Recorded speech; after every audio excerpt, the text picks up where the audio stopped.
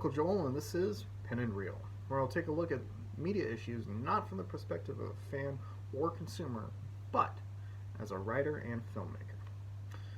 One of the things I want to do with this channel is explore what ifs. What if they made a sequel to this movie? What if they rebooted that series?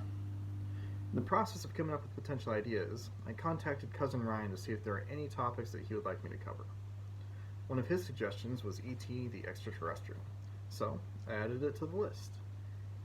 And the very next day, Xfinity released their video, A Holiday Reunion, which was a 4-minute Xfinity ad centered around the story of E.T. returning to Earth and visiting Elliot's children and family.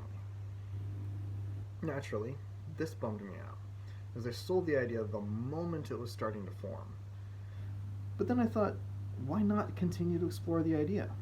Treat the commercial as just that, a commercial, and not an actual sequel. Because really, if we're going to get more E.T., I want something proper, not an advertisement that utilizes nostalgia for the purpose of selling their brand.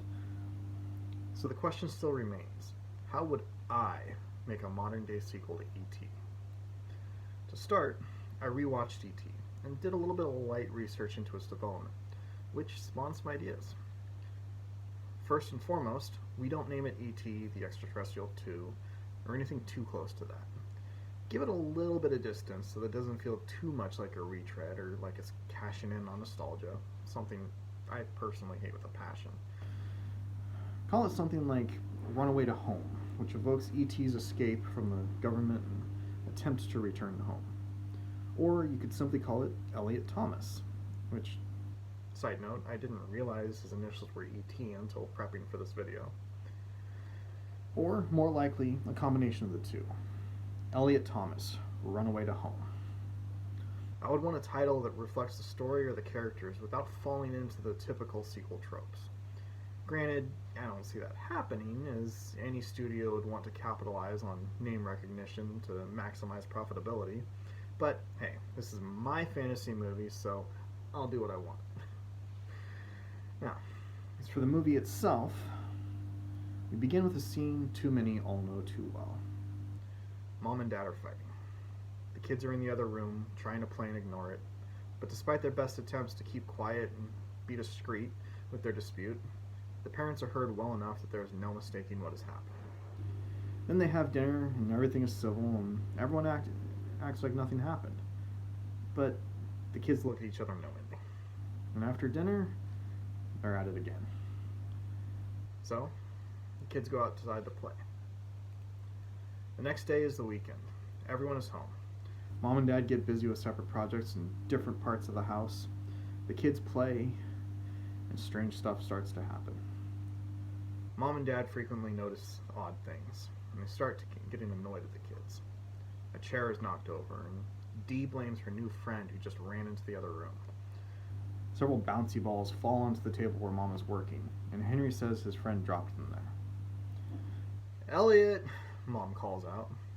Yes, Erica, Dad calls back from the other room. Your kids have imaginary friends they're blaming things on. Of course they do, Elliot says, coming into the kitchen. He looks at the bouncy balls on the table and the floor around his wife, shakes his head, and leaves the room once more. As Elliot continues working, he finds himself getting very sad. He isn't quite sure why, but then just assumes the fighting must be affecting him more than he realized. And then we focus on the kids playing. With the parents out of the scene, we suddenly see the imaginary friends. And, of course, it's E.T. and several members of his family. And the kids go outside to play once more. So they live on an acre that juts up against the woods. Part of the woods is on their property. There's no fence or specific property lines save for the creek that runs through the area. The aliens marvel at all the plant life, and they play with the kids, utilizing their growth of plants and telekinesis to have fun. Whenever the parents are in a scene, the aliens aren't on screen. Whenever the parents aren't there, the aliens are once more visible. One of the aliens, obviously E.T., keeps looking back at the parents, right when their backs are turned. He looks down, sad, every time. Eventually, the aliens have to leave, as evidenced by E.T. saying, home, and pointing through the property towards the woods. They say their goodbyes and head back to the woods. Henry follows them from a distance on his bike.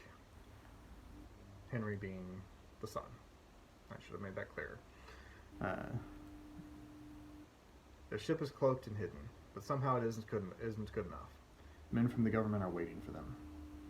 All of the aliens are panicked, getting captured one by one, except for E.T., who has experienced this before. He clambers after Henry, who picks him up and tries to ride away on his bike, when the bike lifts into the air. They escape, though not unnoticed. Henry tries to bring E.T. into the house, but E.T. refuses, instead choosing to hide in the shed out back. Henry tells his parents that their friends need help, and at first his parents dismiss it, but when he mentions men waiting for them at their ship, Elliot pays attention. He follows Henry out back, where he shows his dad the alien waiting in the shed. Elliot, overjoyed, asks why E.T. didn't show himself to Elliot sooner, and E.T. points to Elliot's chest, saying, "Ouch." We get a little insight into Elliot and Erica's arguments. Erica was offered a government position, and Elliot has always been adamantly opposed to the government in most capacities. Erica is shocked when she sees E.T., and Elliot tells her not to tell anyone. She doesn't respond, which doesn't make Elliot happy, but he accepts it. They decide they need to stage a rescue, but aren't sure where to look. The initial idea is to have Erica get information, but this proves futile as she was offered a government job, but not with whatever mysterious government agency was waiting for aliens in the woods. Then E.T. comes up with a solution. "Feel," he says, his finger lighting up. "Elliot, feel." He touches himself on the chest. This makes Elliot remember their emotional connection, which helps explain why he has been extra sad since the imaginary friend showed up. E.T. allows himself to get caught while Elliot follows from a distance. He can feel E.T.'s panic and fear, but more, he gets an inherent sense of where E.T. is, like a compass. Almost like the feelings get stronger the closer he gets to E.T. The kids follow close behind on their bikes, unbeknownst to Elliot, determined to be a part of things. They find a facility out in the woods, fenced off. They don't know how they're going to get in, and Elliot despairs. But this despair reaches E.T., who focuses on Elliot, and the fence bends down in front of him, allowing him to run onto the property. The kids follow close behind on their bikes. They get into the building, find E.T. and his family. The kids show themselves when they see the aliens, and the parents freak out. The men in hazmat suits enter because of the noise, and a chase ensues. They manage to make it out of the building with the help of the aliens' telekinesis, causing the men in the hazmat suits to slip or trip over stuff, but they're always close behind. The kids get split up from the parents. E.T. goes with Henry, riding in his basket just as he had with Elliot. Henry and Dee ride as fast as they can. Dee being Henry's sister. The men chasing them on foot, then turning back to get vehicles. The parents are back in their van, driving away from the site, the kids visible in the distance. They have E.T.'s family in the back of the van. They try to catch up, aware that other vehicles are coming onto the road behind them. The government men try to run Elliot off the road, but this deep in the woods there isn't enough width for them to get a good shot. Still, they're causing some trouble, and Elliot is certain they aren't going to make it. The other aliens are in the back of the van, huddled together, scared. They reach a clearing, and the kids start to lift off into the air on their bikes, just as Elliot and E.T. had in the first movie. Elliot is visibly relieved, but he glances over his shoulder again when a car rams him from behind. The aliens all point at E.T., and Elliot looks forward once more. The front of the van starts to rise.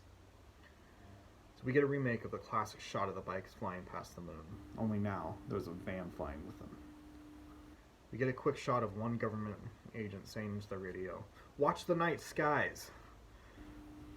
And eventually, they land somewhere in the distance, far off the trail from where the site was. The kids approach the van, excited, while the parents pour out and hug the kids, grateful they're all okay. They make it back to the spaceship, and the aliens all leave once more, but not before E.T. gives Elliot a small device. They fly away with E.T. standing in the doorway, his finger lit up, touching his chest, saying, "Ouch." Elliot and his family return home. All sad the aliens are gone, relieved the ordeal is over, and just exhausted. The next day, the government agents show up at their house, demanding to talk to them. They search the place, but aren't able to find any trace of the aliens. Elliot manages to keep the device he received hidden. The agents eventually leave, but say that they're watching the family. Elliot and Erica talk. Elliot says, "Now do you see why I'm so opposed to the government?" Only to have it be revealed that Erica's government job is as a clerk for the town's parks department. She assures that she would never have any part in anything like what happened to E.T. And he says he believes her. He trusts her. They kiss and make up. And then the device Elliot was given starts making noise. He pulls it out of his pocket, and as it wobbles in his hand, he moves to set it on the table near them. A hologram of E.T. pops out. "E.T. phone Elliot," E.T. says, his heart glowing bright in his chest. And Elliot's heart glows a little in response. And then E.T. adds, "E.T. phone home." Fade to black. Roll credits. Now, this is just an outline. I would make certain to include Reese's Pieces. Maybe that's the main thing missing from the cabinet consistently throughout the movie. There would need to be plenty of Star Wars references, obviously. Maybe even have a Jedi or something present in one of the scenes in the background. And I would want to incorporate E.T.'s healing ability in connection to plant life. They are botanists, after all, among many other things. So please don't think I've left out any of the important elements. Because the more I thought about this, the more the story grew, and I had to just stop myself from short of writing a full script. Obviously, this is a bit rough around the edges. I mean, I wasn't trying to make it perfect by any means, but I feel like if it was fleshed out a bit, it could be really good. I think it hits the important notes, and I was sure to include elements that were relevant to the development of the film, such as the fact that Spielberg thought up E.T. based on an imaginary friend he created when his parents divorced. I thought it both cool and important to incorporate that into this version of the story, which is in keeping with the spirit of the original. I also like the idea of having a line referencing the movie's origins as a horror movie called Night Skies. Not sure that the placement that I had it in this outline was necessarily proper, but somewhere in there, having a character saying reference Night Skies, I think, is perfect. So what do you think? Have I come up with something that you'd be interested in seeing? Or did I give an example of why people need to just leave well enough alone? Could this be a worthwhile step back into that world, or is it just another ill-advised attempt at making a sequel to something that stands well enough on its own? Honestly, I would personally prefer that they didn't make a sequel. But if they are going to, and since they already partially opened that door with the Xfinity commercial, I feel like this is roughly the right route to go if they're going to do so anyways. But this isn't all about what I think. Is there anything that you'd like to see done in a sequel that I left out? Any element of my version that you would change? Is it maybe a little bit too much of a retread of the original? Do you have your own version that blows mine out of the water? I'd love to hear it. Let me know what you think down in the comments. And let me know if there are any other movies or series you'd like me to make a video about. I love being presented with new things to think about. Well, until next time, this is Uncle Joel saying, stay tangible.